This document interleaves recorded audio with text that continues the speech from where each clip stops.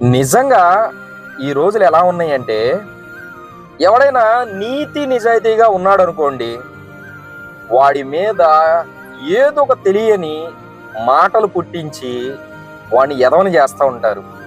అది అన్ని విధాలుగా కూడా వాడిని ఎదవని చేస్తూ ఉంటాడు.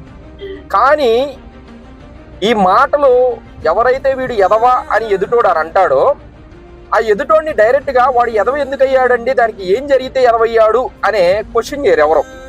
కానీ ఇది విన్నోడు ఎదవా లేకపోతే చెప్పినోడు ఎదవా అనేది ఎవరో ఆలోచించరు. కాబట్టి మనం ఎదుటి వాళ్ళ మీద నిందలు వేసే ముందు ఎప్పుడైనా సరే గుర్తుపెట్టుకోండి, ఏదో ఒక రోజు ఆ నింద మన మీదకి ఖచ్చితంగా పడుతుంది, ఆ పాపం అనేది మనకు తగులుతుంది అనేది ఖచ్చితంగా నేనైతే చెప్పగలను. బట్ ఏంటంటే, ఎదవ అని నువ్వు ఎప్పుడైతే ముద్ర వేస్తున్నావో ఎదుటి వాళ్ళ మీద, నువ్వు ఆటోమేటిక్గా ఎదవైతేనే ఎదుటి వాళ్ళ మీద ఎదవ అని చెప్పి నింద వేస్తావు. అలాగే కొంతమంది ఉన్నారు, ఆడపిల్లని కొడతా ఉంటాడు.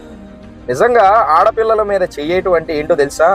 ఎవరైతే ఆడపిల్ల మీద చెయ్యేస్తారో వాళ్ళు అర్ధాయుష్తో పోతారు అని నిజంగా బ్రహ్మంగారు చెప్పిన మాట నిజం. ఇది ఆడపిల్ల మీద ఎప్పుడూ కూడా చెయ్యి వేయకూడదు, వాడు అర్ధాయుష్పరుడే. ఎందుకంటే ఆడపిల్ల అనేది ఆది పరాశక్తి. కాబట్టి ఆడపిల్ల నీ ముందు తప్పు చేసినా కూడా, నువ్వు వికారంగా చూసినా కూడా చెయ్యి అనేది ఎప్పుడు వేయకూడదు. తన పాపాన తనే పోయిద్దని చెప్పి నువ్వు ఎప్పుడైతే వదిలిపెడతావో, తప్పునైతే ఎవరైతే క్షమించి వదిలిపెడతారో నిజంగా వాడు గొప్పవాడు. నీ దగ్గరికి ఎవరైతే తప్పుని క్షమించమని వచ్చి వేడుకుంటారో, నా తప్పు అయిపోయింది నన్ను క్షమించు అని వేడుకుంటారో, నిజమైన పుణ్యాత్ముడు వాడు. ఆ క్షమించిన వాడు నిజమైన పుణ్యాత్ముడు. నేను నిజం చెప్తున్నాను.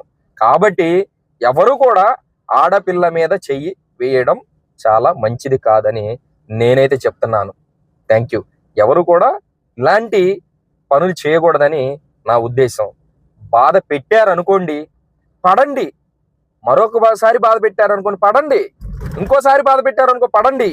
బాధలు పెడుతూ ఉంటే వాళ్ళ జీవితంలో నుంచి పక్కకు వచ్చేసేయండి.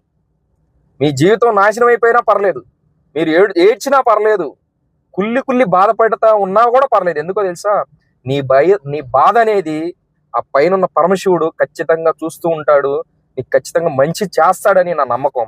ఈరోజు ఎంతో మంది బాధపడతా ఉంటారు.